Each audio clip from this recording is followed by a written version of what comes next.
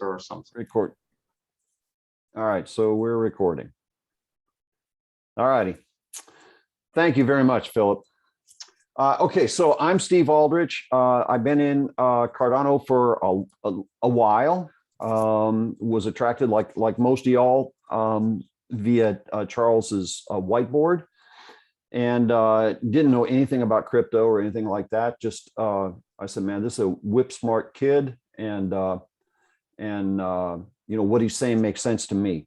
So what I did was I just started lurking, hanging out in all the channels that I could, and then the idea of becoming a stake pool operator, I thought I'd do that, and then the ITN kicked off, and it was just so much coding required, way beyond my capabilities. So I just stepped back and I said, I'll just be a community member. I'll hang out here and just see where this thing goes. And then they announced Catalyst at the summit last year. And I said, man, that's my jam. I can sink my teeth into that. So I submitted an application to be accepted. And 1 year ago, on August 11th, you can see this date right up here. 1 year ago, August 11th at 6:42 a.m., I got an email from IOHK saying, hey, you're invited. We're delighted to welcome you. And I was like, what? Holy crap, seriously? Why? But okay, thanks. So I got into the Telegram group, which they linked in this email here. Join the Telegram group, and I joined, and there were only 50 of us in there, and so I've been around Catalyst since its inception, and many of you probably know me, or at least have heard about me, good, bad, or indifferent. So anyhow, I asked Dor about a month and a half ago what we're going to do to celebrate the 1 year anniversary of Catalyst. And his question was, well, when is that? It's a good question. You know, is the anniversary when he announced it at the summit? Is the anniversary when we were invited? Is it when we actually were allowed to put in proposals in Fund1? You know, what anniversary are we talking about? And I didn't have a good response to that. And we kind of chatted, Dor, me, you know, and some of the other folks who were in Fund1, and it just never went anywhere.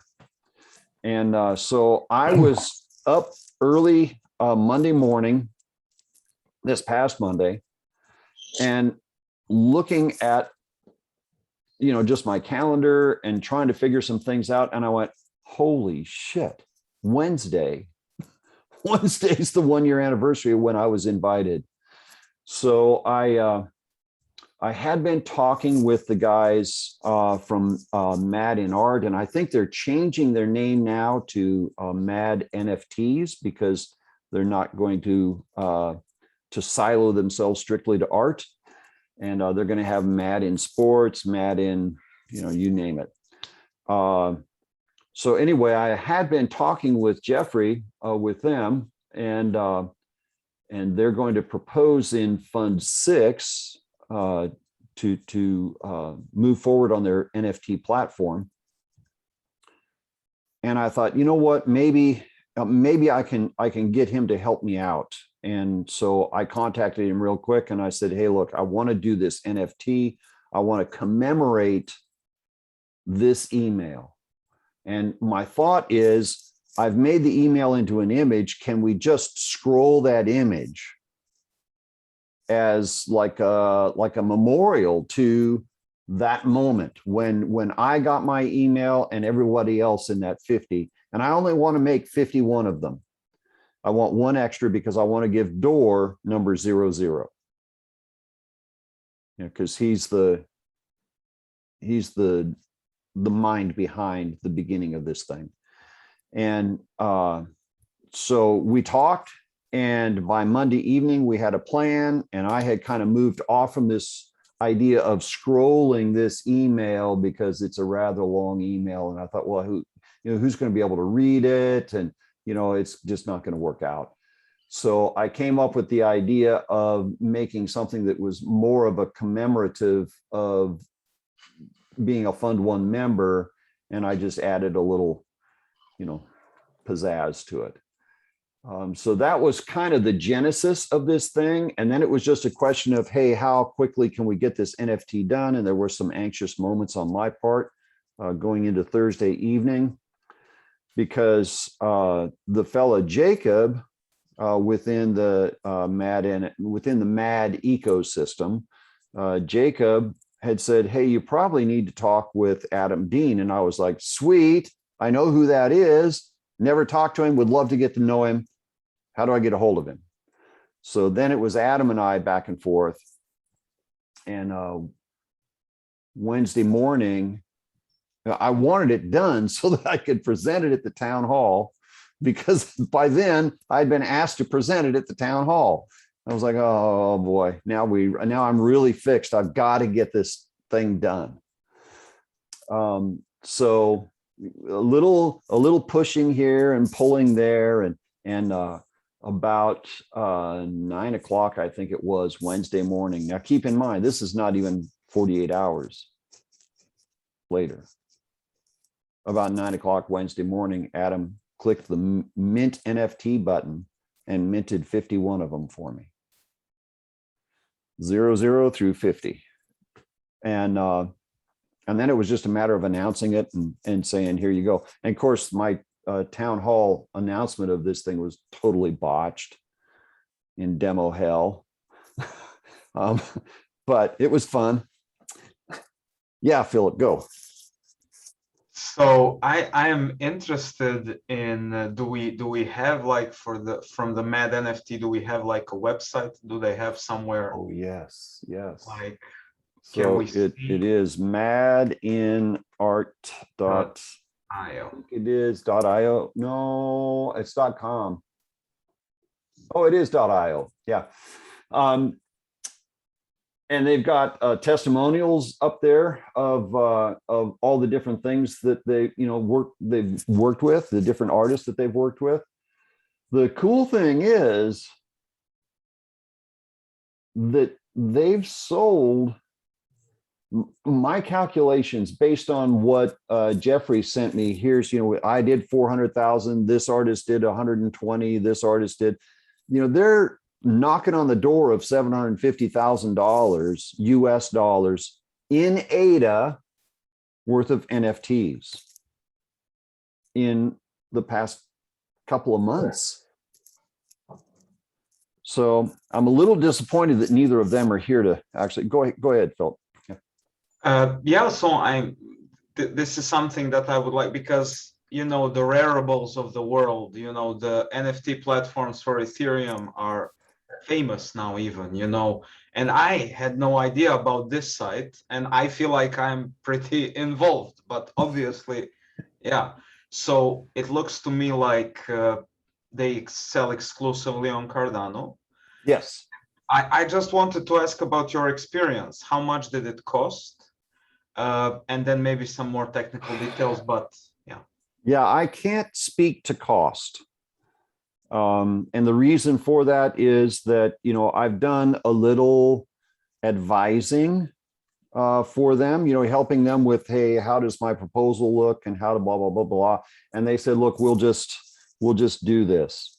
Now, Adam Dean, when he hit the mint button, he said, this is going to cost about 22 ADA to do the mint and send them to you. And I said, well, I'll just cover that. So I mean, I spent the 22 ADA.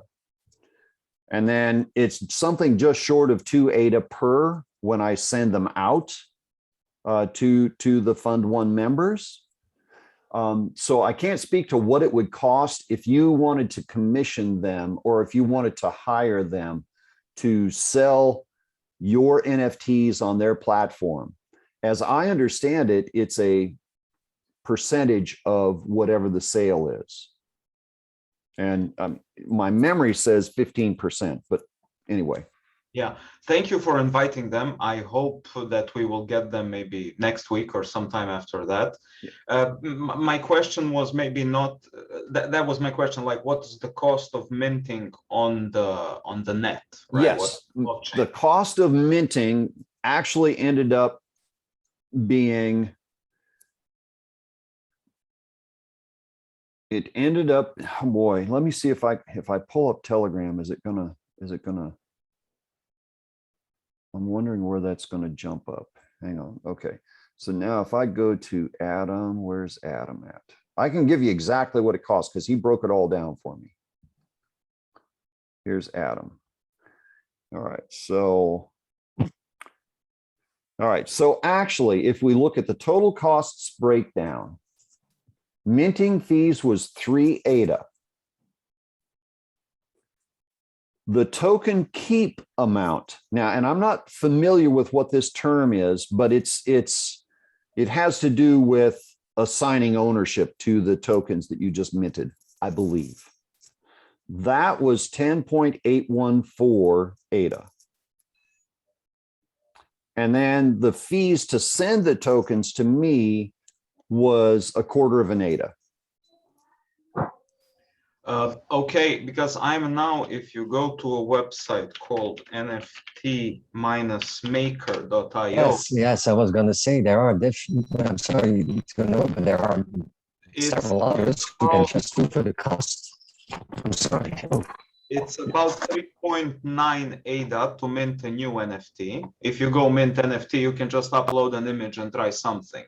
Right. And this, I think the transfer that you said, it's a little bit less than 2 ADA. That is the fee for transferring any native tokens, fungible or non-fungible. Yes. And this is actually important because it's, at least on Cardano, it's stable, right? It's not always fixed. It's between, I would say, 1.4 and 1.67. I think it depends on the hash of the script address, something like that, I forgot, but it's at least between those two, things. And in Ethereum is jumping up and down.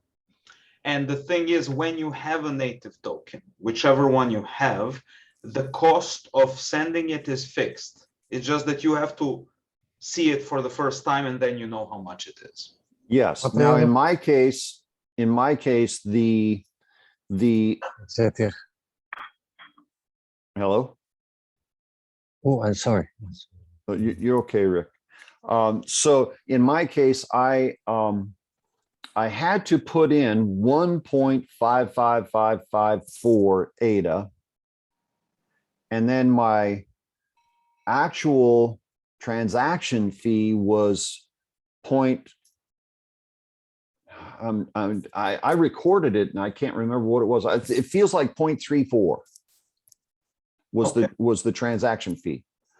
The funny thing, and what really, really surprised me about this, was that when I sent it, like Doors, if you go and look at Doors on pool.pm, he's got 1.5 ADA in there with the NFT. So he gets that amount that I have to put in to send along with it, that goes to his address. So you can't just send an NFT. You have to send some ADA along with it. It's got to have a friend. So yes, I saw that anytime that you buy, let's say, an NFT, usually what it happens is, like for Space Coins Faucet, like you send 5 ADA, they send you Space Coins, and they send you 1.5 or 2 ADA back, right? Right. And also, maybe down the line we will have the Babel fees. So for fungible tokens, you would be able to pay. For NFTs, again, if you only have one, then you have to pay the fee in ADA or something down the line. Right. Just another question. This is always something that intrigued me. The image itself, right? The image itself is a JPEG or PNG or whatever kind of file. IPFS. It's stored on IPFS. Yes. Okay. Okay. And that's actually identified in. So here's a cool thing. Let me show you. I got to get the link for it. Go to that. Watch this. All right. So now I'll go get the JSON file.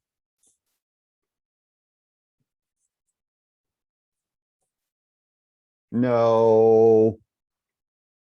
Well, I'm glad that wasn't something sensitive that I just pasted there. Okay, so now we can see here that we've got this ID, right? And we've got commemorative 00. So this is actually doors, right? Here, I'll stretch this out a little bit. And right here, it lists the IPFS address for the image.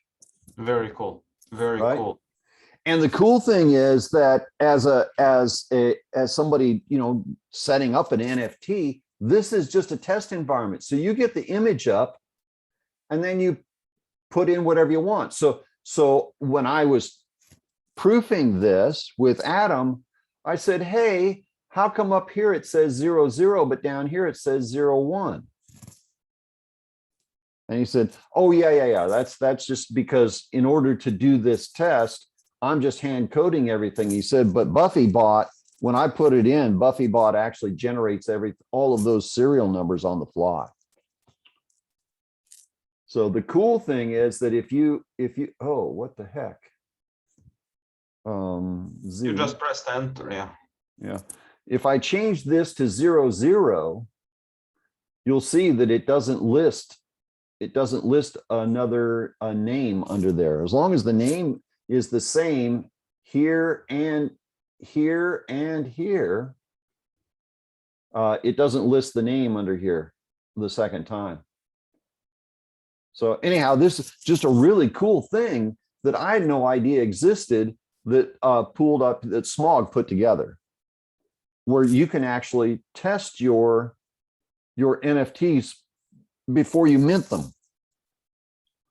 All you got to do, you've got to identify where all the imagery is, and you get to identify your policy where I thought the policy was here. I can't remember. Yeah, I think the first line is the policy. I think you're probably right. I would have to go. And I noticed that you didn't mint 50 fungible tokens. You selected 50 separate NFTs. Yes. Right, because if theoretically you could have done the same and minted 50 pieces of, like 50 units of the one. Yes, but they would have no serial number. Or would they? I don't know. No, they wouldn't. They would be the same. They are fungible. Yeah. They would be identical. Right. You're right. Yeah. See, I wanted them to have a marker. Yeah, that's fine. But let's say if we talk a little bit about the difference, right? Mm-hmm. These would be like 50 Pikachus that are the same, but you created 50 unique Pikachus, right? And yes. if you have 00 and I have 20, that's a different thing, right? Maybe down the line it can be different value, but right, there's a difference. Right. But my point is, my surprise was that minting NFTs, like if you just go back 3 months, it was this raw CLI commands, very difficult. It was like you have to be whatever to mint an NFT, and now you go to NFT Maker or anywhere. Right. Yeah. And what they've done is they've just found, they found a way to send all the code to the CLI from this, right? Yeah, and not only them, a lot of other places, and it's just. Right. It's so fun and it's easy. You can basically do it for fun. It's not the cheapest thing on earth, but it's not that expensive. Right? Literally, I can take a screenshot from a video game and I can create an NFT out of it for like $5. Okay, now ADA's going up, but let's say for $10, I can do it if I want, right? Yeah. Juan, you're here twice. Yeah, I'm trying to convert to my desktop instead of myself. Ah, And me. So, any other questions, Philip? Anything? I think Rick had a question. Wonder why the provenance costed 10 ADA. Do they do something special in that area? Right? Maybe they, I don't know. What? Oh, I'm sorry. I don't have the chat open. That's my bad.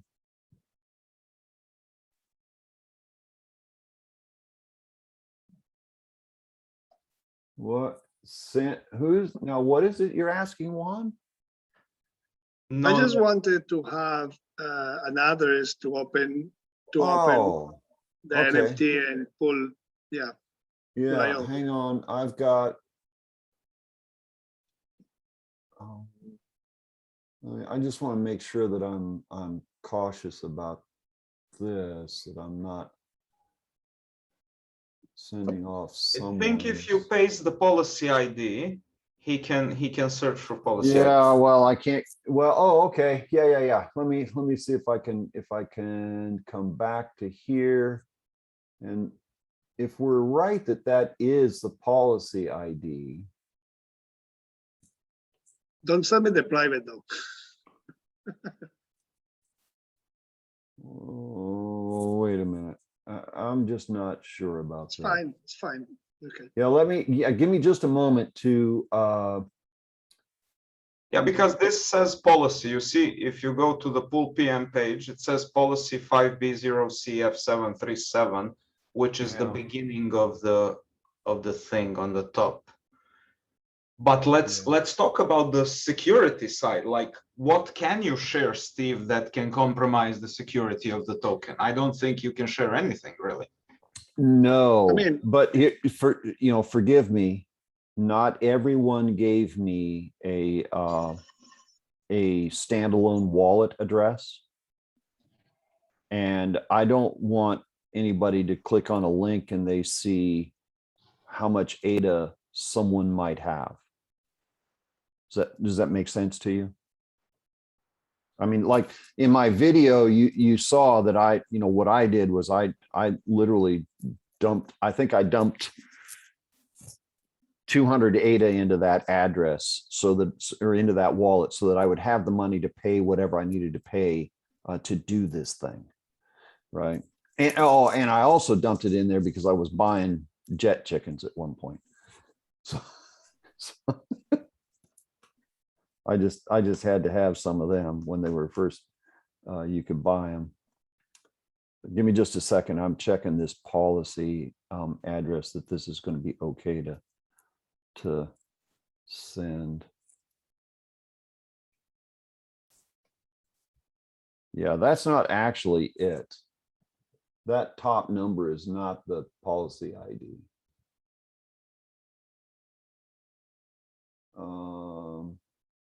So I'm not sure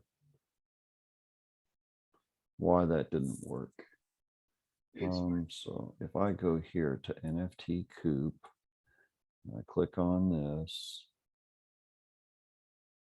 And that's all of them. What if I just get this one?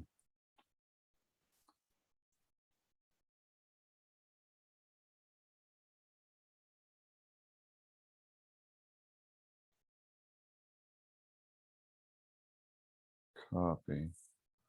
Forgive me, guys. I'm kind of working in the blind here. It's okay. We're here to hang out. Yeah, this is a that's- very special moment, by the way. yeah, Amazing. That's not it. So, I mean, in order to see these, you can just, well,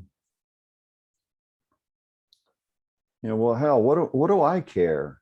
I mean, you can see them all right there. So if I give you, this is the address to my NFT coop. That's where all of my NFTs hang out. So, I mean, you can see I've got some jet chicken, I've got a Q, a contributor token, and then I've got Catalyst here. Let's actually just paste it in here. And you're staking with Rick McCracken, right? I am. Yeah. You know, I just can't. I just can't be bothered right now. You know, it's like that's where I started out, and it was too traumatic for me just to move away from Digi One. You know, I'm like, seriously, I'm not moving again.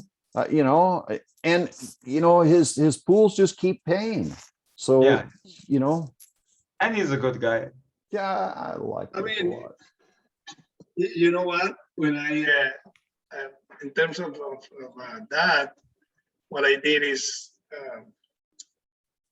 I really evaluated not only what I will get in terms of money, but the support that I could give to Jimbo Labs and to the pools that I work with. Yeah, And well, yeah, and money comes and goes. I have been actually starting to think, you know, hey, you know, because I've added to my bags along the way, and it's not, you know, when I first went with Digi, you know, I just didn't have enough to where I felt like I could move around very much. It wouldn't mean anything. So, and still, I mean, it wouldn't mean anything in the grand scheme of things to a pool, but you know, it'd be nice to support some of the smaller guys. I just don't want to, I don't want to take a hit if they're not actually making blocks. That's the only thing.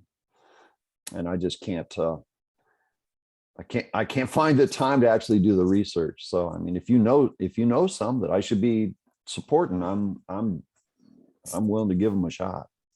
Of course. Yeah, one of them is the easy one. The guy is doing awesome work. Easy? Giovanni. Easy one. Oh yeah, I love Yeah. Giovanni. It's easy. Yeah. He's super duper. I mean, and yeah, I mean, even Jimbo Labs as well. There are others that I know, like Chile is another one that I think is doing awesome work in terms of expanding the frontiers of Cardano among South America. So another one that is good. Yeah. I mean, you know, one thing that I did is I split my ADAs in different pools, and I just forget about it. I don't never look at that. I have a lot to learn, a lot to be worried about, trying to follow and learn to code. Yeah. Yeah. That actually you mentioned, Steve, your introduction was very, very nice. I actually, that resembles too much what happened to me. The only difference is that you figured it out right at the beginning. you saw that becoming a pool operator will take, but you saw that right away. Yeah, I did. Yeah, I did. You got no idea, man. I had, you know, I run a computer repair business, so I've got computers all over the place here. I mean, you know, over there, that iMac that's sitting over there, that's actually running Ubuntu because it's sufficiently old that I can't run a secure Mac operating system on it. So I put Ubuntu on it, and it's a little screamer. It runs. So I've got computers everywhere. And can I set up a Ubuntu box or a Nix box? I could do that in a heartbeat. Could I run a pool from inside my house? Heck yeah. I could run 50 of them. But it was just too, I mean, it's probably a lot easier now to stand a pool up, but I mean, it was, forget about it. Yeah. I want to, go ahead. I'm sorry. Go ahead, Phil. No, I'm sorry. Go ahead. You start. I was saying that it takes a muscle, it takes a training, a mindset that I have that by heart. I love technology, I love coding, but from loving it to doing it, yeah, that's a totally different thing. That requires time, dedication, mindset, and so attention. just what I ran into, and here's the problem, it's one thing to say, hey, I'm going to play with this, I'm going to mess with it, I'm going to figure it out. And it's another thing to put your you know, at the time when I was doing that, I didn't have very many ADA at all, and they were hard fought to get. I was not going to risk them suckers, you know? So yeah, it was tough. It was tough for me to think about that. I just wanted to say, maybe in response to Rick's question, why does it cost 10 ADA? If I look at the IP address of the first tab you have, it goes ipfs.blockfrost.dev. So maybe the site is using Blockfrost APIs, which probably cost something. So maybe that's something to compensate their costs. Could be. Yeah. Could be. Although, let me see if I can. Let me see if I can see what it is that he actually said about token keep. That was the token keep amount was the 10 point whatever. Can I? Yeah, I would love to just drag this over and scroll through it, but I can't close up all these little. No, but I mean, it's Telegram. perfectly fine for them to charge something, right? Okay, so it's a combination of the min UTXO setting, Okay. currently 1 ADA, and then each additional policy and token that has a part of the native asset token bundle adds. Oh, it might be because I did 51 NFTs and each one has to have its own policy ID. I mean, you can't have a policy ID and you've got 50 different things that touch it, can you? I don't think so. And also, if you're gonna mint them one by one, I think it should cost even more than, I mean, you have to mint them one by one. Like, that's why I said if they were fungible, you could have minted them in one shot, but you made them specifically 50 pieces, 51 pieces. So for each of them, you have to create like a mint order, which costs something. So 10 seems illogically low for me. That's what I don't know how, maybe they, So he said, so all told and calculated, it costs 10.814 ADA to store 51 tokens from the same policy ID on a single UTXO. This is also affected by the length of the token name or identifier, which mine was rather long. I'm not certain why But it was in 16 bits. You know, we went through the same process when I was minting 500 and something ADA, I mean NFTs for my students at the Cuesta Trade Middle School when I was the president. And we decided, I mean, that we had to make that decision. We will mint one by one, or we will mint just one and send it to the, you know, drop it to 500 and something. And the cost was totally different. So Roberto was helping me with that and was explaining me that. And we ended up not doing it because of the conflict of not knowing too much. And the school kind of hesitant to accept it, I mean, to do it. So I said, better not to do it. But we went all the way through the moment of doing the math for 500 and something NFTs instead of just one NFT to drop to 500 people. So yeah, I think in your case you did 51 with one UTXO. Right. Okay. So they created a single, they created a single UTXO with 50. 51 tokens from the same policy ID. So they are all on the same policy ID. There's 51 tokens. And all of that was done on a single UTXO. Steve, then maybe you when you showed us the JSON file, Yeah. Maybe it's just the data, the metadata difference. Maybe they are the same policy ID with different metadata, which makes them unique. I don't know. I would love having them here to tell us. I don't know. Yeah, it would be really good to maybe Philip, jump back out to the main room and see if they're there and they're just not knowing who the hell Pops is. Let's look for them in Discord. Yeah, but look, it's just us talking. We'll maybe get them in the after town hall. I would love to have them like to present themselves, to promote themselves, right? Yeah, absolutely. And honestly, if Adam Dean, I mean, he's the one, he's the genius behind this, actually doing the minting. He's the one who wrote Buffy Bot. He's the one, I don't know if you've bought any of Kyle's, the jet chickens or anything like that, but the little bot comes down and pulls them up, and it's all cool stuff. But I mean, he's doing stuff where, you don't mint until the moment that someone actually claims an NFT, whether they're claiming it by purchasing it or they're claiming it by a token that you've generated, some sort of vending machine kind of thing.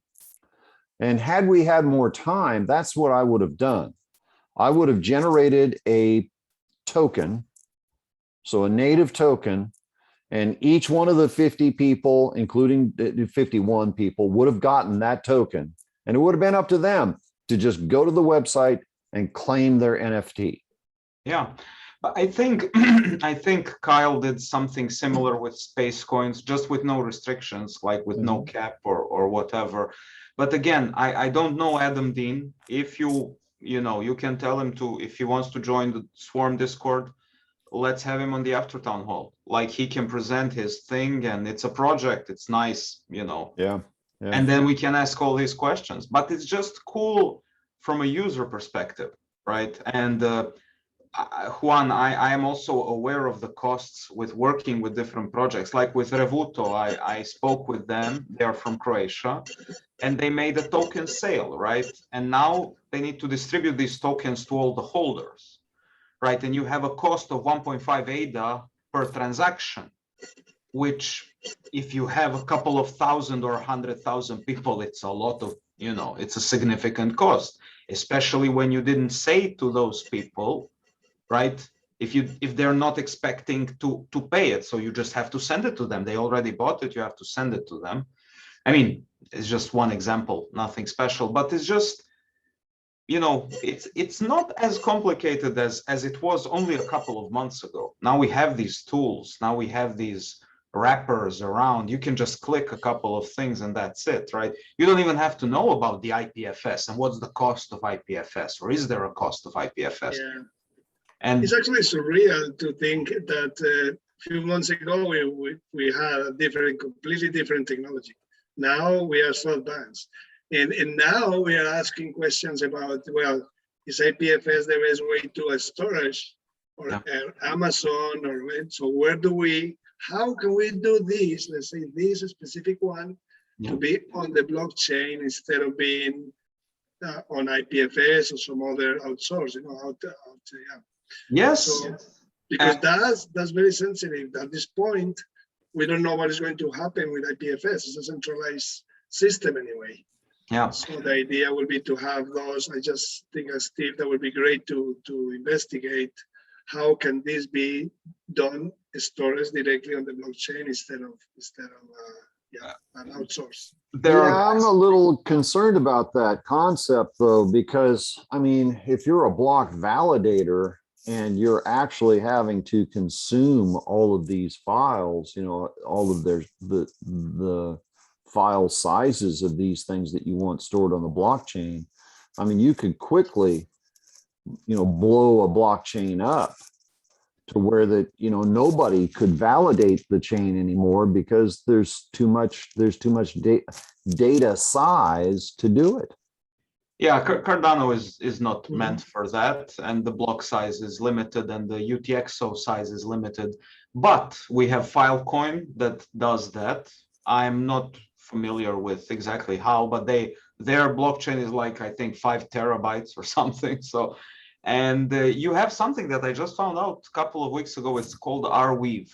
It's also a blockchain, and they want to have perma storage, right? And they have some kind of trees where you can only have like a pruned chain on your, and it's minting and all of that. And there's actually those guys from Proof, they got funded in Fund4. They're building a marketplace where you can mint NFTs on Arweave or on IPFS.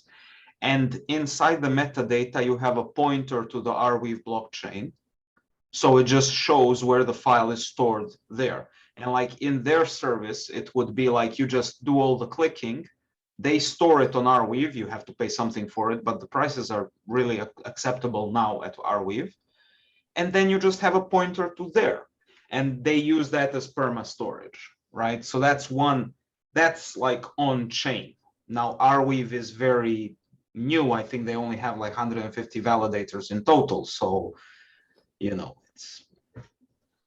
So Jeff Williams just joined, and he's the Mad Hatter behind MAD. Oh, nice. Super. Say hey, Jeff.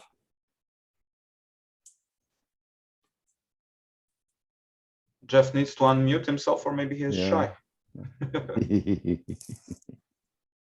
He's getting ready.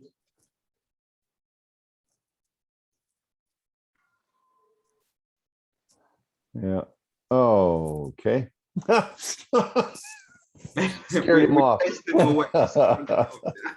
So I will tell you that Jeff is, it's like he's not a technology guy. He's a sit down with anybody and everybody guy. One more time, Jeff. There he is. Go. Oh my God, how frustrating is that when, sorry guys, my apologies. Good job, brother. Good to see you here. Yeah, listen, honestly, I mean, it's just tough to keep, first of all, apologies for being late. And I was actually trying to get in on my mobile phone, but it's quite easy. It's quite difficult to access the meeting rooms on your mobile phone, I guess. So I managed to get my ass back to my house and jumped on my computer. Then it was easy. So again, my apologies. No worries. So could you just, because I did kind of a brief overview of, your history with NFT sales and some of the numbers that I remembered. But I mean, can you just, give us a 3-minute, hey, this is kind of where we started and how long ago, and this is what we've accomplished? Yeah, for sure. Listen, I can just appreciate that down pretty quickly. So I met JP at Christmas. JP is a tattoo artist and a brilliant graphic designer. I've been a traditional artist for the last 40 years. And I'm a businessman. I got into business simply because I didn't make enough money in art, and the legacy of that pain sits with me, by the way, and is a big driver for the project. So we had a quick chat, and we both looking at the NFT market, and a whole bunch of my colleagues have been telling me to get into NFTs for a long time. I've been around the crypto scene for about 4 years. So anyway, we combined forces back in January, February. We put our heads together. We took some of my art, we put it into the digital spectrum. JP played with it a little bit. We built a website and we said, hey, listen, let's see if we can sell some NFTs, right? Let's give it a go. So we switched it on, we put it live on the icons range, which was 5 portraits, big paintings that I'd already had in the house here. We digitized them and just played with them a little bit. We popped them up for sale, and we sold 500 NFTs in 24 hours, made $50,000, I think it was, in that first drop. And we were like, wow, that's interesting. So we thought, well, let me try this again. Because at this point, we don't know if those NFTs were priced too cheap, too expensive. It's very much, a learning curve, obviously, for everybody, brand new space. So the following weekend, we went with, Again, we did an awful lot of research. We're looking around the space and we realized, there's really no rules, and there is no rules to where you price your art. Art is subjective. People pay what they want to pay, right? So I dropped 2 more NFTs the following weekend. We increased the price from 100 ADA to 500 ADA. and we sold $120,000 worth.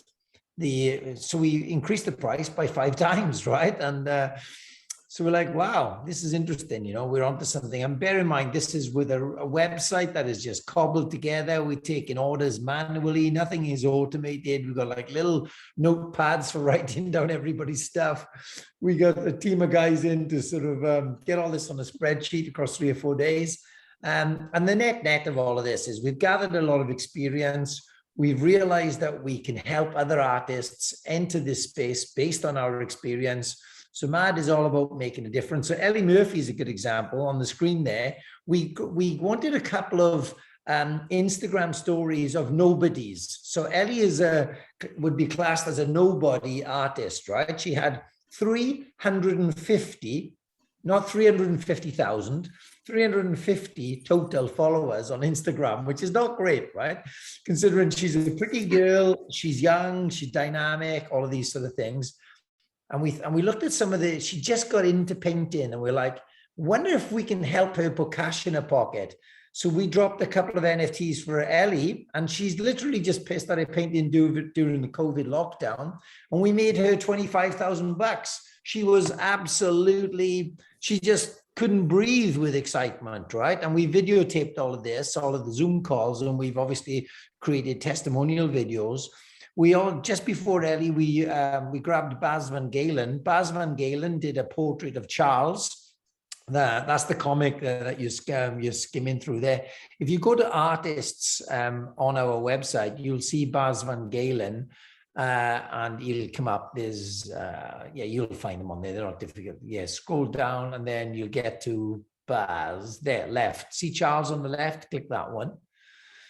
So Baz had done a portrait of Charles, right? And Charles had held it up on his podcast, and we thought, we'll track this guy down. We'll turn that into an NFT.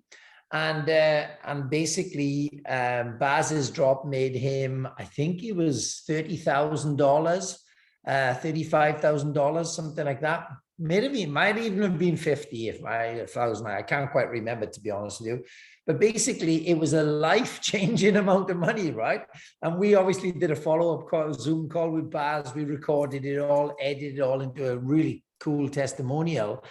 Because I'm all about creating emotional reactions to digital experiences, right? I mean, it's no good us doing stuff in this space unless we create real world impact. I mean, that's the long and the short of this. So we got an artist who was 67, and we got an artist who was 25. And that was the age spectrum that we were shooting for, right? I mean, we've got a traditional artist, and then we've got a young, sort of more funky type of artist. So what we've done now, and then we did a series of other drops with other artists. One girl, Esther, you'll see Esther on there on the right-hand side of the screen with the Rubik's Cubes.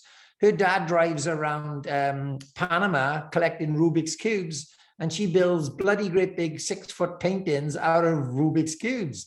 They're just so cool. And we've got time-lapse videos of her making all this stuff and everything else. It's just amazing. And again, what we're looking for is diversification in these stories that we're generating, right? And so if you flick back to some of the other stories there, you've got Dino Tomic is in there. You'll see Dino when you go back to the artist. Now, Dino's got like 1 million followers on Instagram, and there's Dino on the left. So that painting is made out of salt. That painting of that tiger there is made out of salt on a black canvas, right? Super, super cool stuff, unbelievable. So anyway, I probably should stop speaking. So basically, guys, here's where we're at now. I've just seen JP and I are about to invest a large sum of money in making sure our website is state of the art and it's all singing and all dancing. We've got a development team on board, and we're about to revamp everything in the next 4 to 8 weeks. By the time smart contracts come around, we will have a website that is more akin to some of the leading websites in this space, and then it's our job to populate them with artists. Now, MAD in Art, by the way, is just one subcategory that sits under MADNFTs. So our parent company is going to be MADNFTs, which is all NFTs. And then art is a subcategory. Sport will be a subcategory. Music will be a subcategory. Collectibles and subcategory. There's a lot of that's the progress that we want to make. So I just had some phone calls yesterday, Steve. I've not told you about yet, but I used to be a professional sportsman myself many long time ago. So I know a lot of the guys that are in these sports teams. So our next project is to create NFTs for some of the leading sports players in different sports, so that we can help clubs create NFTs of their physical assets. Their physical assets are their players, right? So we NFT their players, and then we get the fans will then get an opportunity to obviously have collectibles of their players, things like that. Anyway, a lot of stuff going on. So, that's just tip of the iceberg stuff, Don't know if that's what you needed or wanted. Yeah, it's beautiful. So Philip had a question. Go, Philip. I have like 100 questions, but thank you, Jeff, very much for joining us, and thank you, Steve, for inviting Jeff. And it's just amazing. It's just amazing to me. I had no idea about this. Okay, I'm not a big NFT fan, but like we all know, I know about Rarible, and I'm not an NFT or Ethereum, guy, but I know about Rarible, and this looks to me, this is my personal opinion, more professional, more organized, more straightforward. The Rarible is just put whatever you want, and that's fine. That's okay, right? and Jeff, I mean, I don't know if you know about the town halls or the after town halls. We would love to have you in the after town hall. That's a weekly meeting for the Project Catalyst. If you want to come there, present what you already have, there will definitely be a crowd there, usually 100 people, I don't know, somewhat, that are really, into the Cardano thing. Yeah. And, we would love seeing about it, especially for the future of the whole NFT space. I mean, these artists, this is amazing. And Dino Tomic, I'm guessing he is like Croatian, Slovenian, Serbian. Yeah, spot on, Serbian. My father is Serbian. I don't know about him. I would love, to get in contact. And, we have tons of questions there, like why Cardano? Why not Ethereum? Why not anything else, right? Yeah. Why this? How that? What is your business model? You're using IPFS, you're using Block Frost, maybe some technical questions, Yeah, absolutely. Yeah, no worries. I mean, I can answer all that right now in seconds, really. It's not that complicated. So from a minting perspective, we work with the genius and the wonderful human being that is Adam Dean. And we worked with Adam from, since we kicked this thing off, right? We've also, in the meantime now, we've set up our own stake pool. Steve, maybe you can bring onto the screen the NFT of Charles in your little Telegram chat, Steve, that I sent you, the chat between you and I. Oh yeah, I don't know. You can Telegram's that's a little dicey because I don't know what I'm. Can you share screen or not? Well, yeah, the challenge is sharing just the part of the screen that I want to share. Okay, cool. All right, doesn't really matter anyway. So basically, we've set up a stake pool, and we've got a super talented programmer who's a friend of JP's friend. We're all like family, by the way. We're all sort of connected by friendships and relationships. And he works for Rolls-Royce and some of the top guys, and he's working with us. There you go. That's brilliant, Steve. So if you zoom in. So when our guys stake with us on the stake pool, which we've only just launched, and we've just minted our second block, by the way, and this stake pool has been open a month, I think, right? So the guys that delegate with us, they'll get NFTs like this one. That's one that's just JP's just created. And I mean, he just created that in just a couple of hours in the house, 2 o'clock in the morning, right? The guy's a genius. And the delegators are going wild for these things now. So that's only just started. So our stake pool, we're really excited about. As far as, the technical stuff, we rely heavily on Adam, but we are really coming up to speed with our own understanding as well. As far as Cardano is concerned, hey, look, you know, I'm a mission-driven person. Charles is on a mission. I want to get my shoulder behind the wheel of Cardano and give it a nudge down the road. I bring my own sense of drive and professionalism to the projects that I get involved in, and I'm, you know, excited to be in this space, and that's why we launched the African. Flick to the competition there, Steve, on the website. If you go to the competition, you'll see that we want to give $10,000 to African. Scroll down. So there's a great video there that you can play at some point.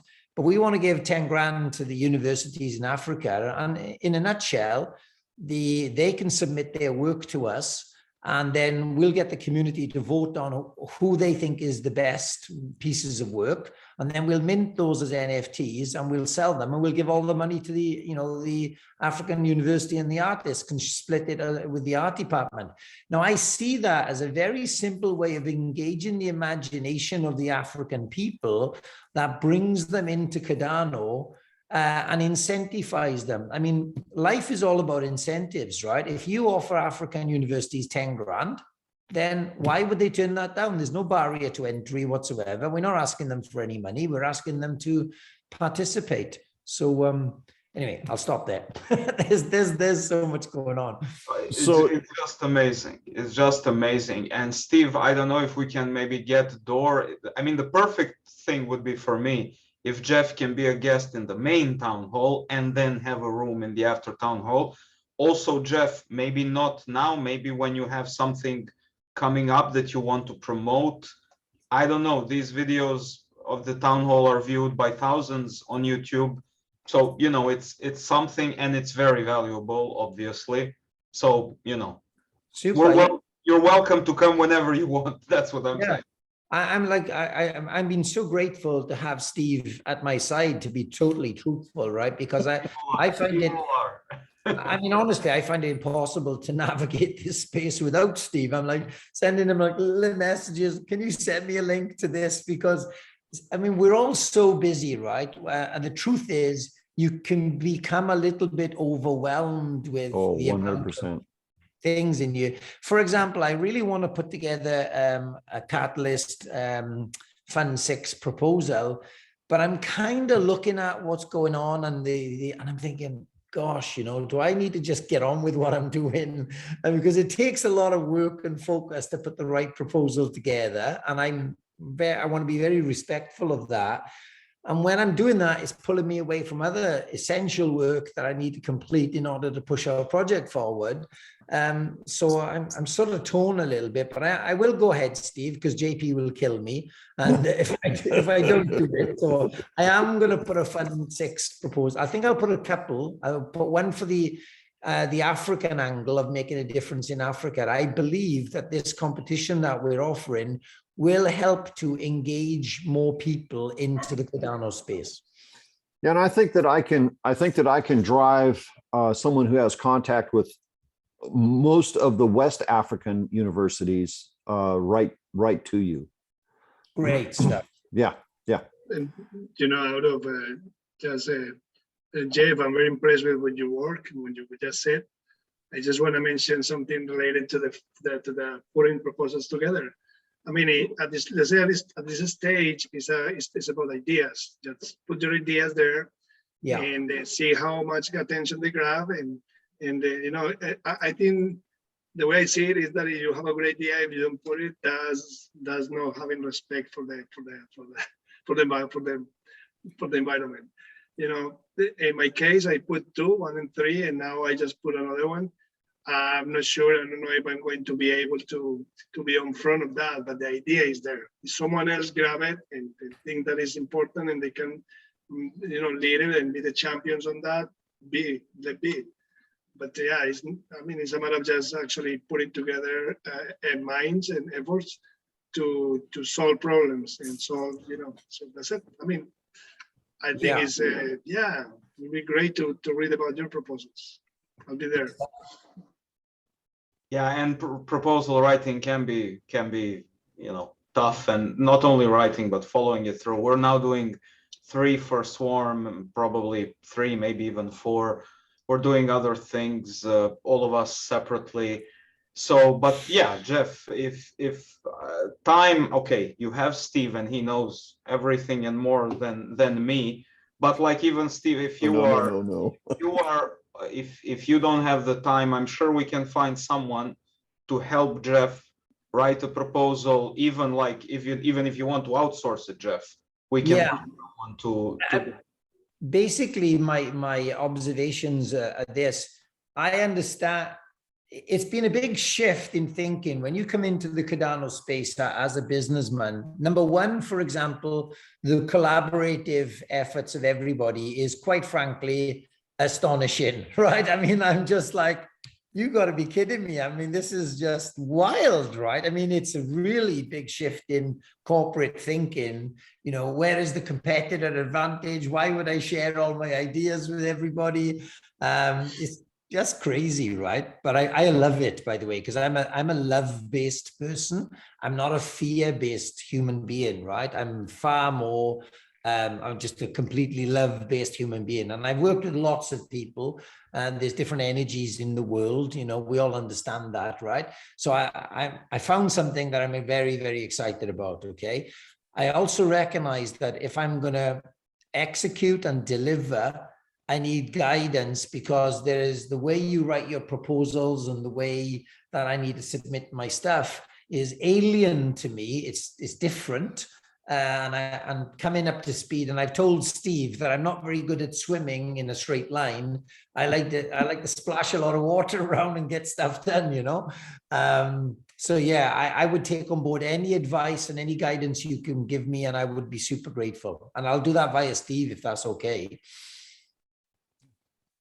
Definitely, 100%. definitely. We're very happy to have you, and we need, I just wrote, Steve, you need to bring on all your friends. And yeah, for sure, if you ask for help now, you know, time is a little bit short, but I'm sure, you know, Steve can help you out, and Steve knows who can, you know, who to contact and how.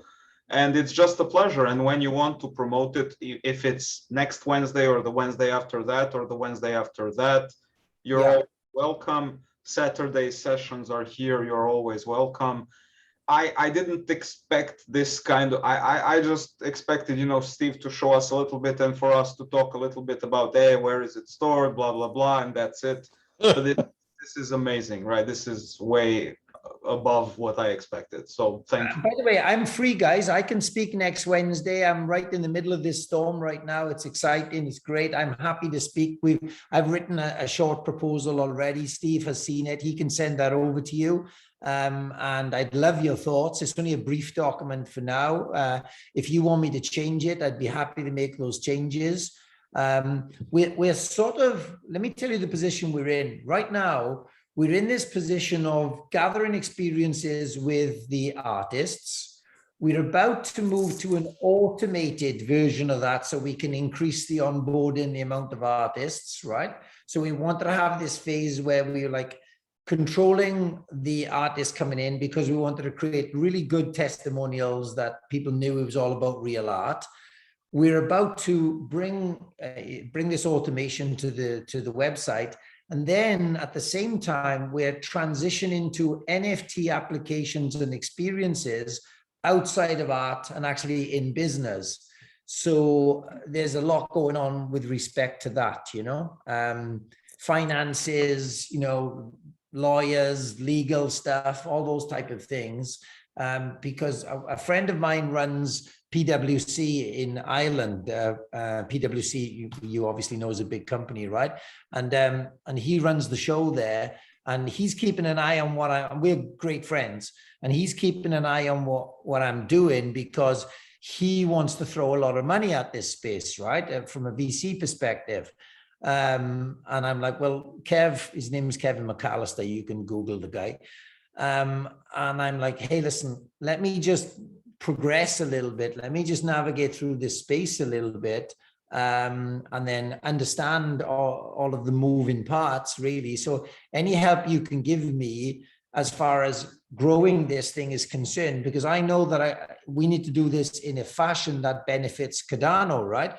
So I was like, unsure about the VC relationship. I was unsure about that until I actually read some recent stuff on your communications that, hey guys, Cardano welcomes relationships with VCs that help them accelerate the professionalism of the space, right? And I'm like, wow, I found that quite unusual to hear those comments. So again, I'm just trying to learn. Got it. Yeah, Jim, I have a question for you. And I know you told us about the initiation of your website and all that, but I would like to know how, I mean, you know, being in the industry of technology, how you connected to put together this awesome website and this idea.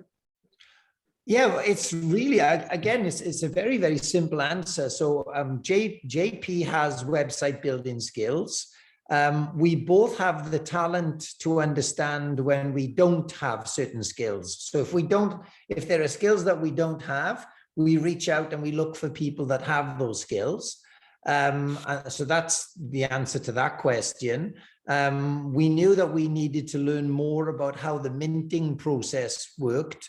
So then we started reaching out in the Twitter space and we found Adam Dean, you know, fantastic, absolutely over the moon to find Adam. So that took care of that one. And then the rest is really wherever we see that we need help, we are happy to ask for help, you know, and this space, this amazing community just says, hey, I'm over here, I'll help you. You know, yeah, true. That bit is mind-blowing, you know, that bit is crazy.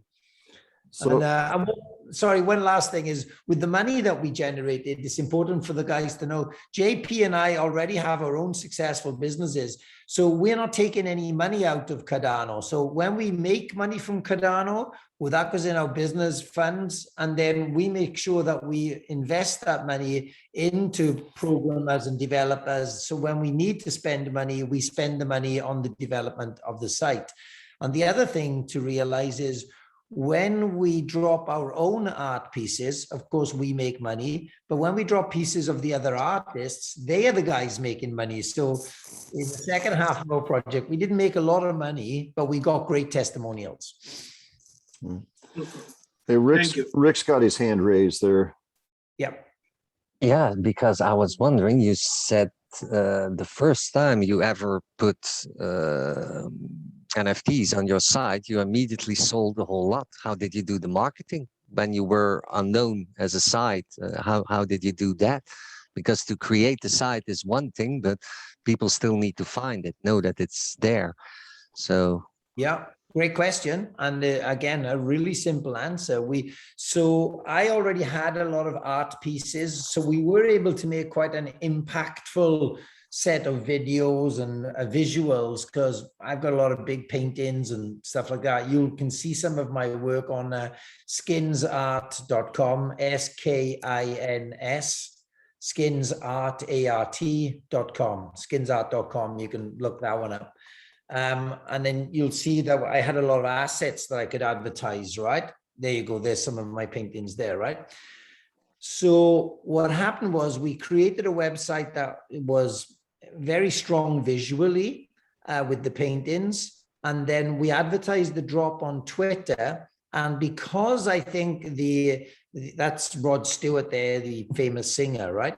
Because we were able to drop very strong pieces of art in the Twitter space, I think the comments that we've had from people are, it was really exciting for them to see NFTs of real art as opposed to like digital crypto kitties flying around the screen, stuff like that, you know?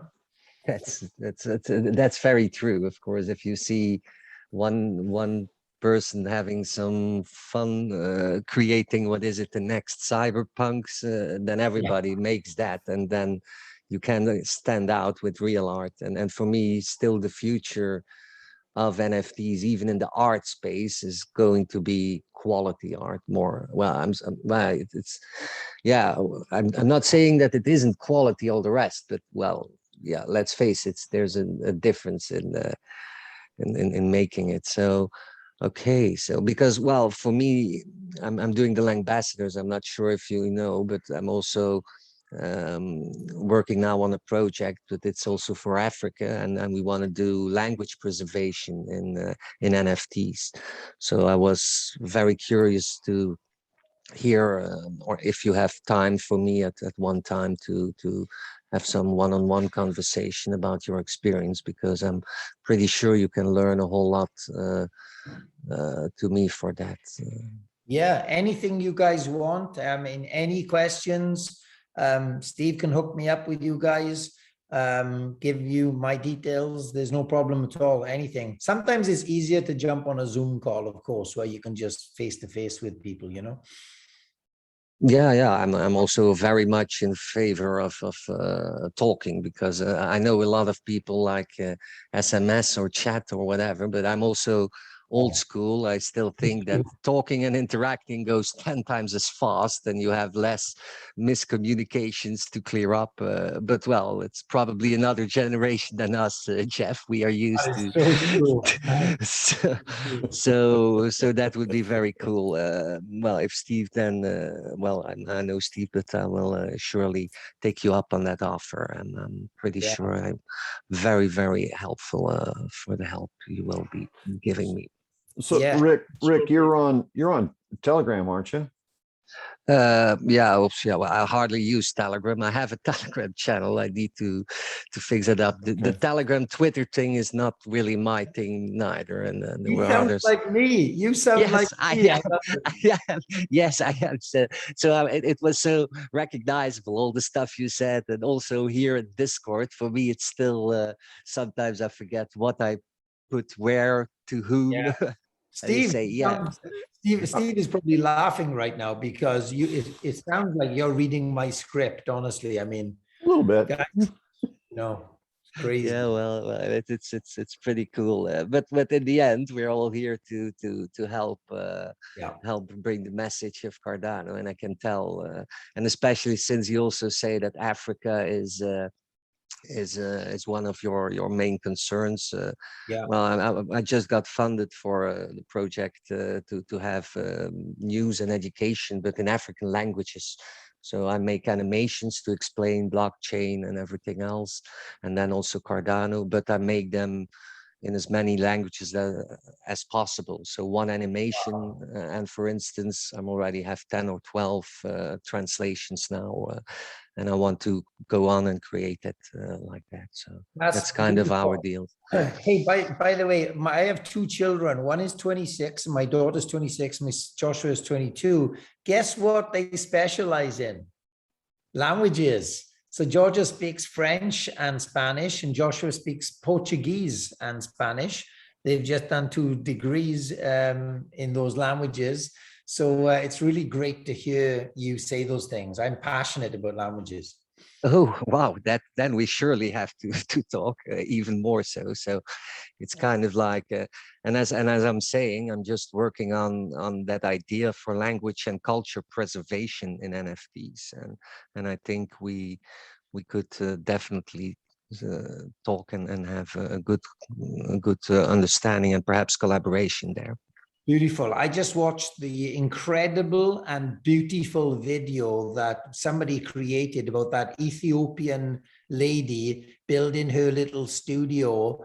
And in her little studio, she filmed the preservation of Ethiopian dance, the history of dance in Ethiopia. It was in one of the little catalyst groups I'm in. Don't even ask me which one, I don't know. Wow. But if you've not seen it, it is absolutely beautiful. And it's all about NFT creations. And the NFTs are of Ethiopian dance passed down through the generations, through the ages. And what she's done is she's filmed these beautiful men and women dancing. I got goosebumps as I'm telling you this, because I watched it and she's carrying like metal sheets through the streets, and then she gets local guys to weld the studio together, and then ultimately it finishes with the dancers in this like little studio. And I'm like, wow, this is so cool. And it's those kind of things that needs to be preserved forever, Yes. because a lot of languages, a lot of culture, a lot of wisdom actually is getting lost. And I think there's nothing better than blockchain to safeguard that for eternity, so to speak. There's so much richness that we must make sure that it keeps its place in history, even though the world is becoming more Anglophile, or we should really take care of that legacy, I think. Beautiful. I love that. You're Yeah. muted. I think we hogged Philip. the conversation way too long. I'm letting the next one, but I'm so excited, actually, Jeff. It's yeah, it's like talking to a clone of mine.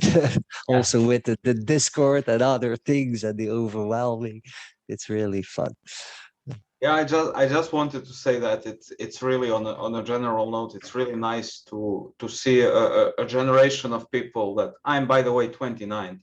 So like a generation of people that handles like basically, you know, extremely new cutting edge technology and just using it. And it's amazing, because I'm sure that, you know, there is a level of effort that needs to be put in to just figure it out. I mean, it's for us as well, for the younger people, but I can imagine. So that's very nice. On the other hand, like these swarm sessions, this is the point, like to connect people, to display people, and to find so great collaborations and ideas. Steve, I'm sure that you can connect Jeff to Mercy, maybe in WADA. Rick already has a project. Maybe Steve Lockhart also, he is in WADA. Yeah. So, you know, endless possibilities, and amazing. But the question I had, which is a little bit artistic, and by the way, I am by no means an artist. I'm an electrical engineer. So. Oh, me too. Me too. Great, amazing. So I wanted to ask, you know, this old question that says, if I put my salt painting and I create a JPEG out of it, does that JPEG lose value? Does that, you know, does that NFT, do I disregard the artist if I do that? Like, does the physical piece have more value? How do you approach that? How do your artists approach that? No, listen, again, you know, these are great questions, and they're very important questions to give people clear and specific answers to, right? So with the physical piece of art, people appreciate art in different ways. So and you have to allow people to choose what they want to appreciate. We can't force our opinions on people, right? Which some people try to do, right? Which is a mistake. So for example, some people, they say, look, I want to touch the physical piece. I want to hold the physical piece. That's what it is.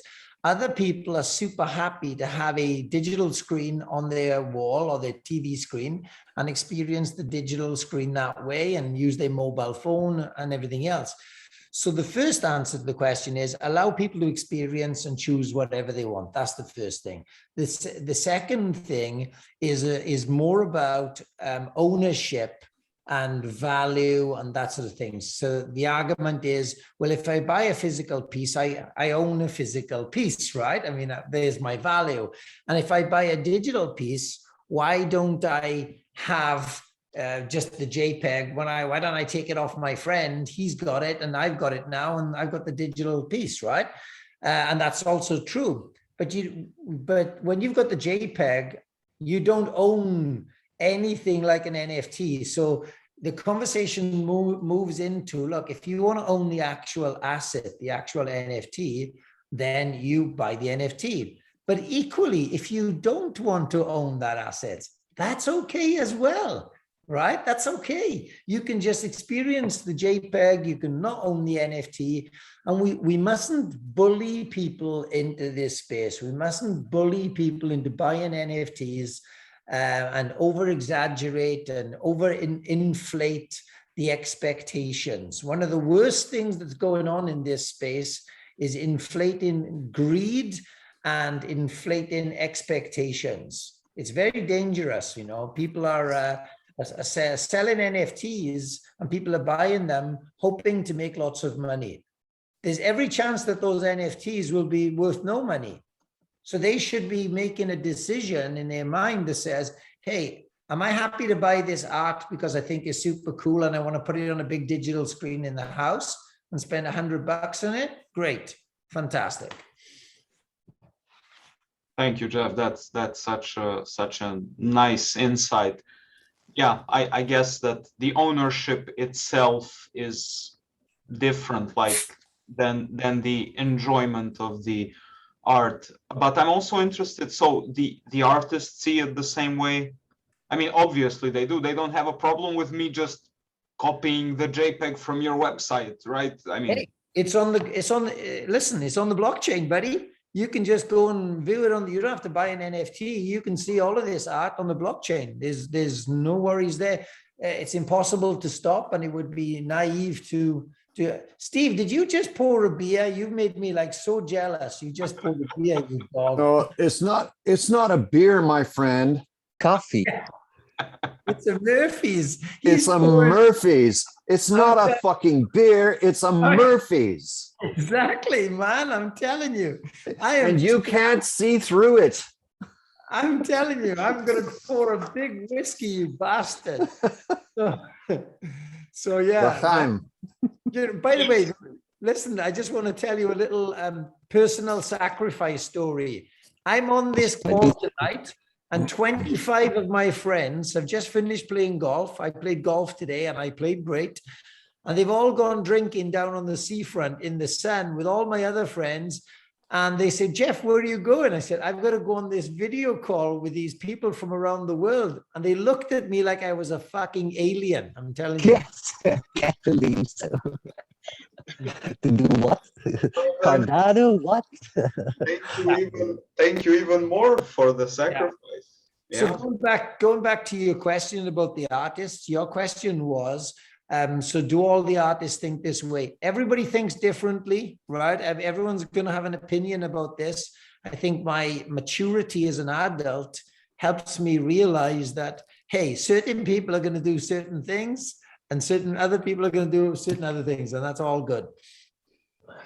Yeah, for me, it's more like you can take pictures of the Mona Lisa as well. That doesn't mean you own the thing. So yeah, it's like, yeah, art is also, well, actually, if you look at the art scene in total, it is about provenance and ownership. It is also about saying, like, I own this. It's like you can go to a museum to see all the art, yet there are people who really want to buy the art, donate it to the museum. So there is actually very much that provenance thing. And if there's anything, in my point of view, that screams provenance, then it is NFTs, actually. So that's my take on that. And you can, yeah, it's like also people said the same thing.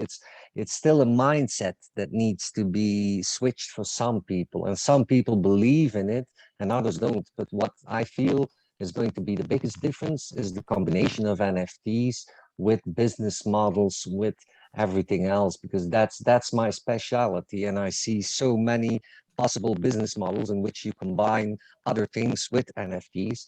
And that will be the trigger, I think, in which NFTs will really start to flourish. That moment where everybody will see those business models pop up.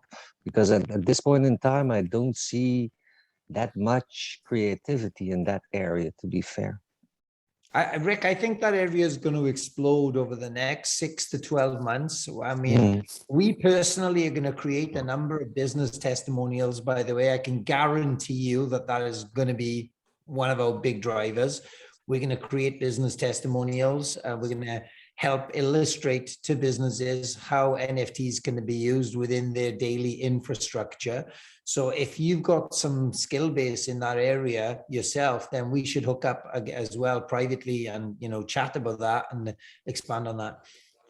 the programmer, but I have 30 years of business-to-business sales development experience. So that's why I came up with actually a whole system, or what is called a collective, in which actually it's the ultimate commercial entity, and it's all glued around NFTs actually. So I'm sure want to talk to you indeed and explain it more in detail. It's a bit, Great. but we sure as hell think sorry for but I think we have so much that we can learn from each other and to each other, especially in that area, that I'm really looking forward to that. Good stuff, buddy. That sounds great.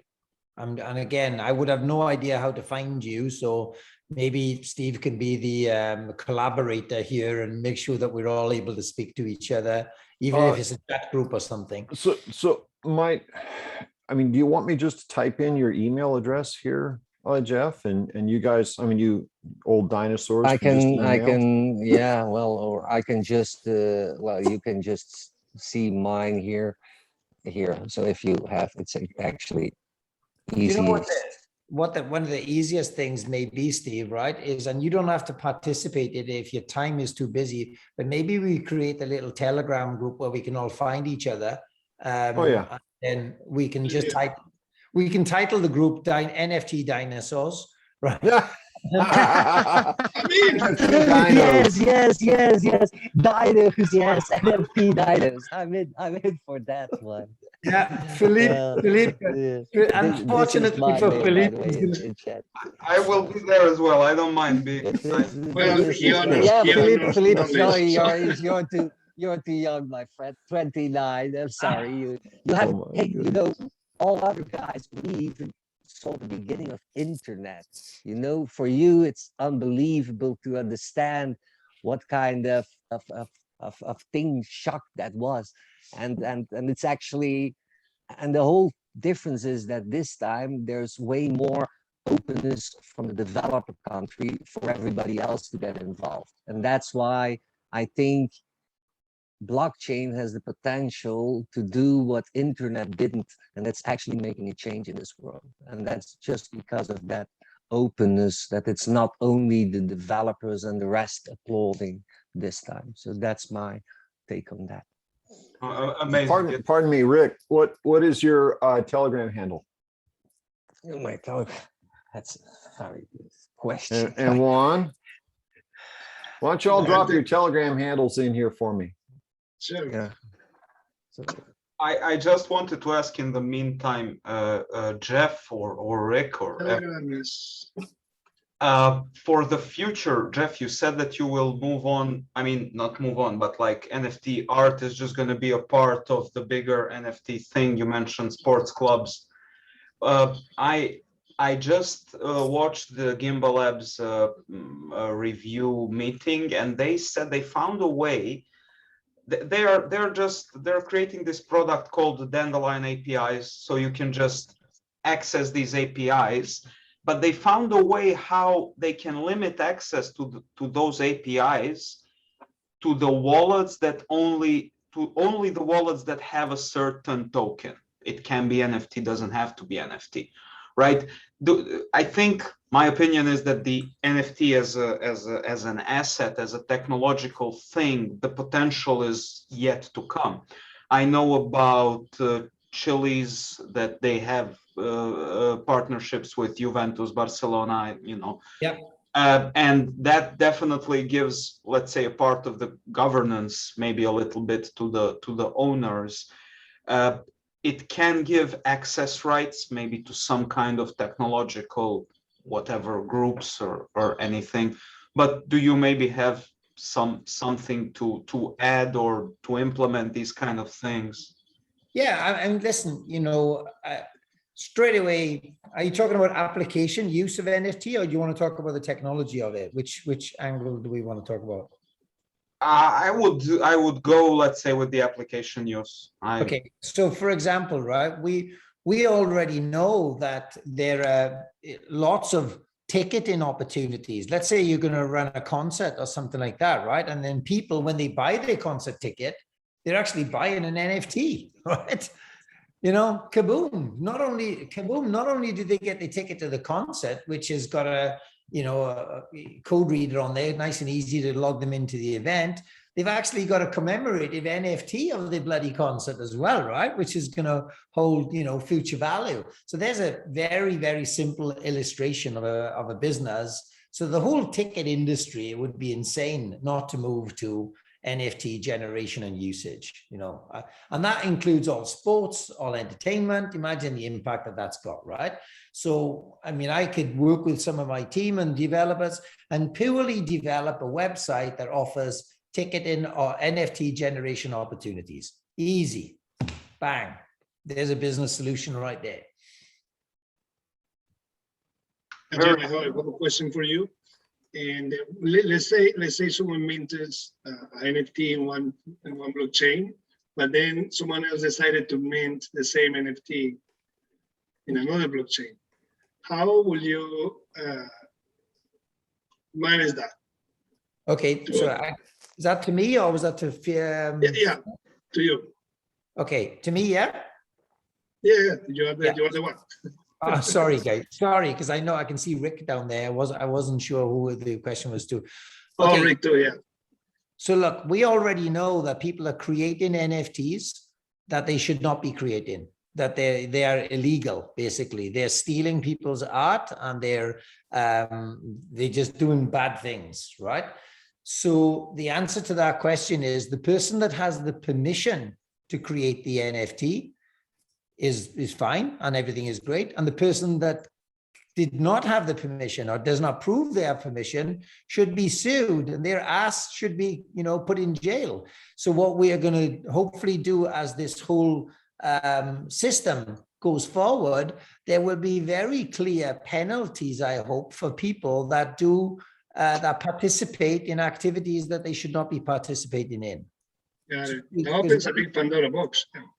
Yeah, because one person knows that they have permission and then the other person says, well, I didn't know I didn't have permission to do that. Well, sorry, mate, the law is the law. You made a mistake. My understanding is this: when you make a mistake, you receive a penalty. Mm-hmm.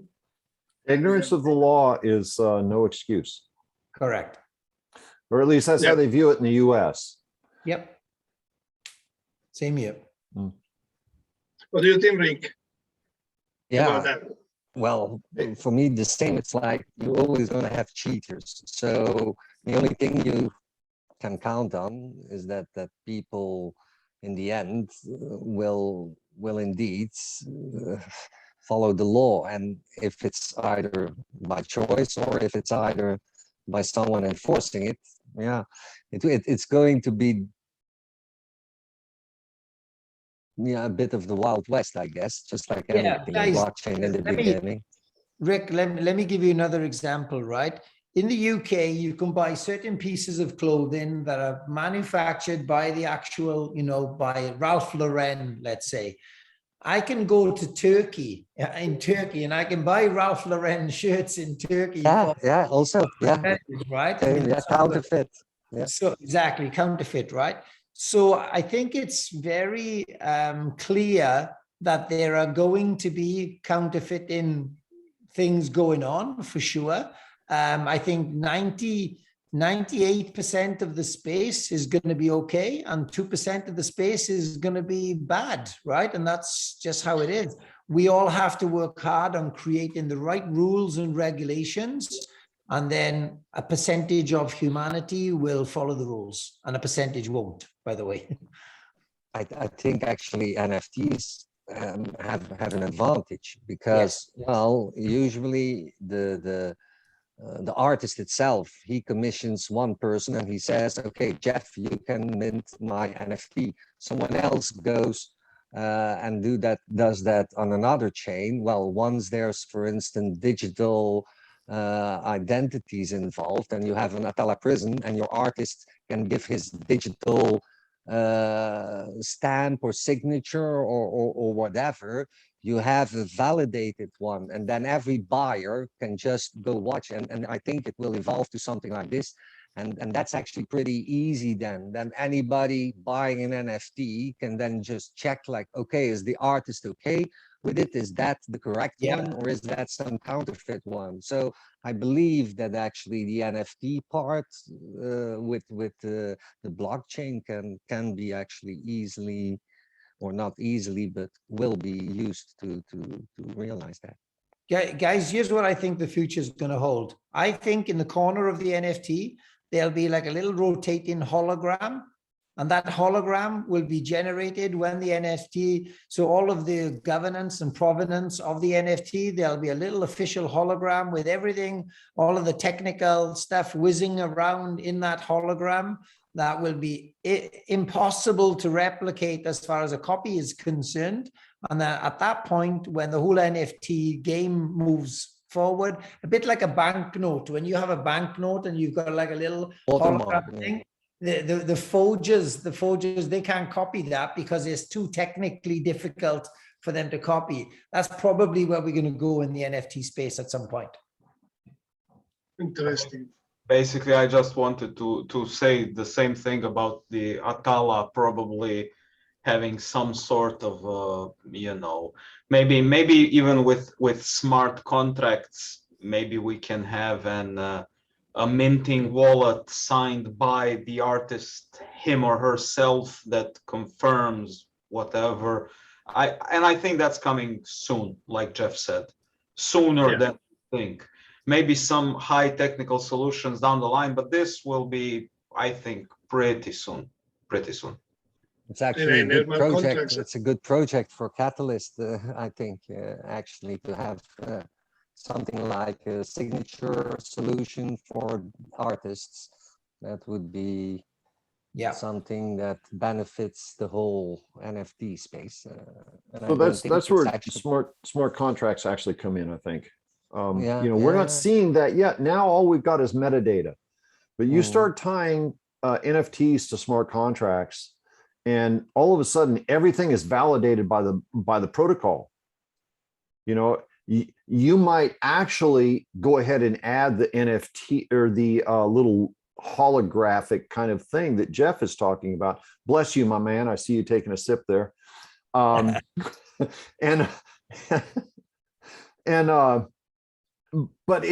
that's not going to be the thing. The thing is going to be the contract that it's attached to, the smart contract, and the protocols managed in that. It isn't going to matter whether somebody can see a hologram or not see a hologram. It's going to be, you know, hey, the protocol is, you know, hammering down the law on this. So one point of order, please forgive me, Rick. I cannot make the Telegram username that you said you have work. It's just not working. So maybe you can just hit me up in Telegram, send me a PM or send me a message somewhere in Telegram so that I can grab that, because I've already created the thing. Everybody else is in there but you. Yeah, what's your Telegram then? I'm gonna see if I can invite. I'm, like I said, I'm not a Telegram. Hey guys, I'll tell you what I'll do for you as well. If this group turns into something that we make an impact, we'll create an NFT Dinos actual NFT for that little group. Right on. Actually, I'm printing this picture right now. We try to figure out what the hell well, isn't the name under your avatar? It's Kryptonian 1, 2, 3, 4. It's like. If you go into settings, Guys, Yeah, I've got a question for you. Settings, okay. All right, let me see if I can't just get this dialed in, Jeff. One real quick. Forgive me. I know I kept you from your pals on the beach, and you know, I mean, at least you're getting to sip some fine whiskey, you know. And I will later. This is water right now. Oh, come on. I'll go and get some whiskey. Hang on. But if you Stephen, if you put your Telegram in, I can try to find you. Oh, Perhaps sure. easy. Yeah, let me see if I can't figure out what that is. Oh, it's at 8. Yeah, hang on. I'll copy this. Yeah, all right. But then while you guys finish that, I just want to mention that, it's going to be very interesting when the smart contracts come, because the most important thing the whole community needs to focus now is on quality control, quality surveillance, because Absolutely. a bad smart contract was the one who put in trouble Ethereum a few months ago. Yeah. So I think it's interesting what is going to happen. We're talking about a month from now. This is the beauty of being older. You know how to appreciate the good We're not playing anymore. Benderin. Wow. This is Welsh whiskey. I come from Wales. Obviously, we have English and then we have Welsh. It's a completely different language, right? And that's Penderyn whiskey. And the Welsh flag, by the way, the Welsh flag is voted the best flag in the world every single year on year, by the way. It's a dragon. Nice. You said you have a question for us, and then I believe I have to go. It was Go ahead. such a nice pleasure.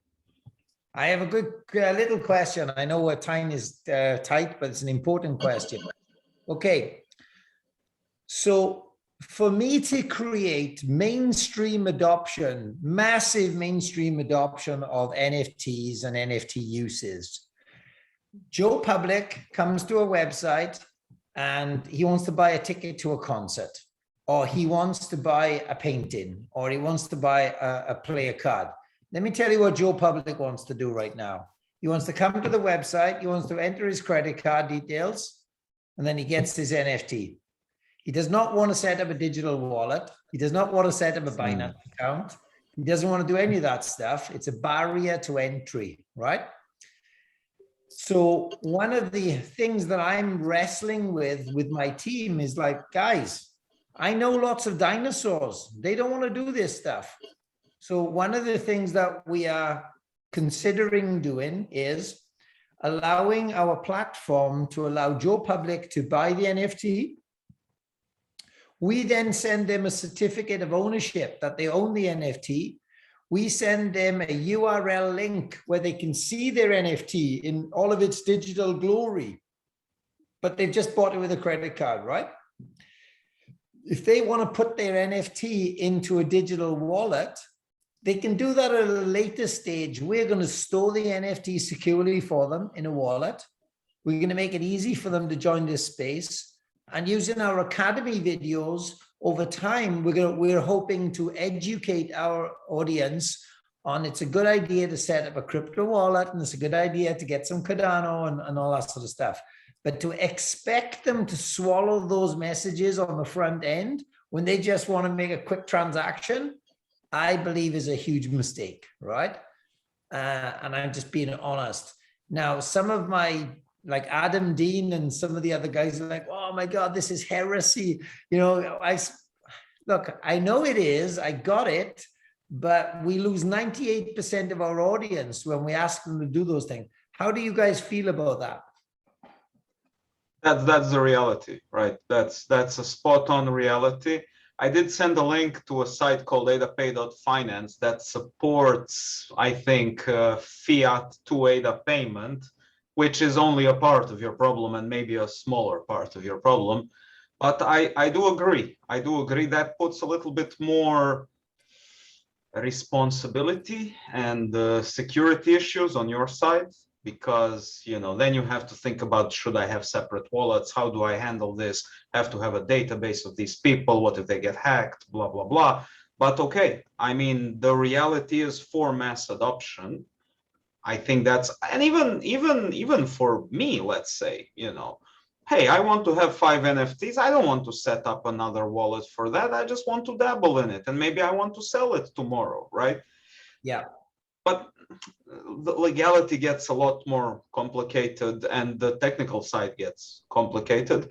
But hey, I mean, why not? Why not have a Binance of NFTs, right? I mean, this is an exaggeration, but yes, as a service to just have a place. Okay. So if I can, earlier when you asked me this question, Jeff, my first thought was, okay, so this is definitely A, custodial, Yeah. and B, you're actually looking at exchange kind of regulation, because you are holding in a custodial fashion for your purchasers. So my question was, why invent the wheel? Why not partner with? Okay, explain. Why not partner with, Binance or, or a whoever, to handle this custodial relationship for those purchasers who are not already, they don't have a wallet, they're not ADA holders, they're, whatever. So, why not work with, say, give Kraken a call and work with them, or, or some up and coming new exchange entrant. Okay, I'm not quite understanding. Here's what my lawyers told me yesterday. I've got a couple of friends who are lawyers, and I rang them up and I said, hey, listen, let me explain to you what we want to do. We are going to charge people for the creation of an asset, and then we are going to store that asset in a digital wallet. We're not going to own the asset. The other person owns the asset. We're just storing it. Right. And in the UK, they see that as absolutely no problem, that does not need to be regulated, because we don't own the asset, we are simply storing the asset, right? Yeah, but until that asset is assigned to a specific Well, it's address. Yeah, when we mint it, Steve, what we'll do is when we mint the asset, right? Oh, I may be wrong here, so my apologies. But what I was going to do was mint the asset, create the asset with the person's details, their address and everything else, their personal details in the metadata. So that person owns it. We don't own it, right? But that's metadata. Okay, so you're actually, I mean, if you're going to do this, you're actually going to need some sort of smart contract layer in here to do that. Yeah. But at the end of the day, whoever controls the keys. So if you control the keys to the wallet that is the asset holding wallet, just like right now, all of those NFTs that are behind Juan, that's my wallet. All right. I mean, if there was any value there, if those had any actual value, that's a tax event. All right. So this is where you get into the well, what jurisdiction am I? Yeah, but I think, Steve, that's a very good idea, because I know for sure that Coinbase offers custodial solutions for big entities for standard crypto. Like, I can ask Coinbase, look, guys, I have 5 million ADA and I'm scared as shit to hold it, right? Here you go, hold it for me, right? And they already solved the regularities. They're a big entity, they have money. So what I'm guessing is what Steve says, the simplest, it would be hit up Coinbase and say, look, guys, I want you to custody my NFTs. They're going to charge you for it, of course. which we can build in. And maybe in the like in user registration, you just say we're cooperating with Coinbase Solutions for this. They are a custodian of your, thing, and whenever you want to take it away, we have a process for that. So legally, you are fine. I mean, you have to tell I'm just saying Coinbase. Probably all the other exchanges have something like that. I just know for sure that Coinbase does. And I think it's the simplest way without all the legal hula hoops. Right. Yeah. So the concept of partnering, I mean, you know this, Jeff. This is not news to you. You've been around the horn. So the concept of saying, okay, so I'm not an expert in this realm. It's going to cost me, $750,000 in attorney's fees to figure this shit out. And then it's only going to be good in the jurisdictions that I've considered. Yep. Yep. So why am I going to spin the wheel on this? Why don't I partner with someone who's already got this stuff Yep. figured out? Yep. So that would be my, and it sounds like, Philip is kind of agreeing with me. Hey, why not? And you've actually, Philip has pointed to a company that does this. Now I would be surprised if the lion's share of the big exchanges who are out there are not in this custodial business. And Cool. those who aren't, I mean, what if Kraken wasn't? I mean, and I don't mean to bang on about Kraken, but pick your name. What if they weren't and you went to them and said, hey, I'm considering this? Would they jump on that? Would they go to their legal team? Would they go to their tech team? And would they say, can we get this done? And you might be in the catbird seat with respect to that whole situation. So, I mean, you actually want a top tier exchange that you're talking with, but it might be advantageous to you if you found an exchange who was not already advertising broadly that, hey, we do, custodial stuff. Well, yeah, because the issue for me, guys, is that wallet is going to quickly have 10, 20, 50, 100 million bucks worth of stuff in there, right? Yeah, you don't want to be standing on top of that. You don't want to have to be waking up in the middle of the night worrying if somebody's hacked it. Correct. Yeah, because I'm not sure if you know, but I know Nori, and Nori has experience with marketplaces and market platforms, and he says the legal stuff they have to deal with, it's just beyond. He even says that they had to skip, for instance, France as a possible, because they have then their own legislation and everybody has something. So the moment you work NFTs, you probably go international anyway, and to find a legal solution for everything and everyone, I think you're in the hornet's nest at that case. So, but I would actually try to find a solution more blockchain related. Like there are, well, like things like store it on the blockchain or anything else, because we as Cardano and we do not want to be the Binance and those kind of things, and that's actually what Catalyst is trying to avoid, that they get all the power. So shouldn't there be an easier solution to secure it on blockchain? Easier, perhaps also cheaper. I'm not sure. I'm asking also Philip and the other guys. I mean, there is. I agree with you, and the cryptographic solutions are there. They are not the problem. It's just that I had the privilege of talking once or twice with people who were in a position to handle. And when the money gets to a certain point, God forbid, let me just be blunt here, right? Someone is sitting on 20 million euros and I know where they live. I come in there physically, personally, and let's not get into how I get to that private key, but I can get to that private key. That's what you want to avoid, right? Jeff wants to just sleep at night. He's not really, let's say, worried about losing the private key. He's worried about a pack of people coming into his house and that's the issue. That's why Coinbase custody or Binance or whoever, you just outsource that to them. You're saying they're doing it, and they have an insurance company in case something happens, right? Okay, it's not perfect. Nothing is in this life, but they have a system, and you can have your users sign a user agreement saying, this is my custody provider. You can have two, you can have three, if whatever. This is where it's going. And then you are at peace. You provide one service, they provide another service.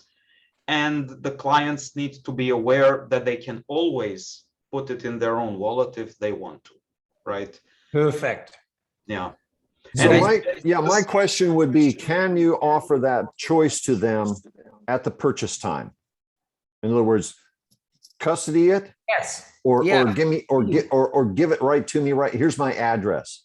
Steve, at the purchase time, here's what we're going to do, right? I mean, and this is being designed and built right now, by the way. Okay. So at the purchase time, this is what will happen. It'll be like pay with credit card or connect your wallet. Yeah. That's what's going to happen, right? So they'll have two forms of payment route. They'll have a crypto payment route or they'll have a conventional payment route. So it'll be pay with credit card or connect your wallet. And the moment they click connect wallet, the wallet will connect with the site and then boom, the rest is automated. Also, maybe a little bit of it's a small point, but I would maybe prefer to pay in fiat and just have a separate wallet only with NFTs. Not, you can just have, okay, I want to pay with fiat, but enter your wallet address, right? So you enter the delivery wallet address if you want. And this issue is basically the same for not only for NFTs, for any kind of digital chunks of money, right? Like imagine a treasury wallet of Cardano, right? We don't even know if it's a wallet. There are like separate entities have separate access and no one's really talking about it because why would they? It's like 600 million. We don't even want to know the way how to unlock the wallet, right? Because it's, I've heard Vitalik talking when they sent him some kind of billions of some random coins. He has these paper wallets all over somewhere. He had to get people to sign it. It's just a nightmare that you don't, I would not want it at all because you need to worry about your business. You're just selling to people and there are companies perfectly capable of doing it. That's their job. The question is the finance, right? How much does that cost? Do you charge it to the customer? Do you pay for it? Does, that entity support you for marketing? Does it make sense? But that's whole other thing. But there are definitely for that. Yeah, but out of a business opportunity, you can't pay it because if they have no incentive to change it to a digital identity, you can keep on paying and paying forever. If the average is like, okay, I'll keep it there, it doesn't cost me. So I wouldn't recommend that as a solution. But especially potential, Jeff, from your system is not only the crypto newbies, but I think the other NFT fans will start learning and getting easier access to NFTs on Cardano. If you have, for instance, an Ethereum fan, you come, you see your site, oh, I don't have ADA. Do I have to switch, buy everything ADA, set up a wallet? No, and that I think will be one of the big groups that I think in the first place will enter that.